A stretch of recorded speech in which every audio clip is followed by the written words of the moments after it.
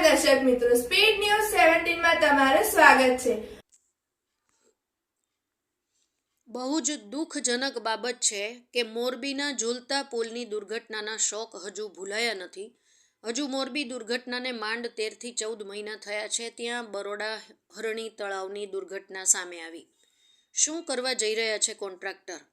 કેમ લિમિટથી વધારે હોડીમાં મુસાફરી કરાવે છે? કેમ રૂપિયા માટે થઈ માનવીઓની હત્યા કરી રહ્યા છે? મોરબીના ઓરેવા કંપનીના માલિકને હજુ સજા સંભળાવી નથી, ત્યાં તો જામીન અરજી થાય છે। કેમ મોટા માથાને સાચવવામાં આવે છે? બરોડા હરણી તળાવના કોન્ટ્રાક્ટરને પણ સાચવવામાં આવશે। મોટા માથાઓ છટકી જાય છે અને નાના માણસોને સજા થાય છે। કેમ આવું બને છે?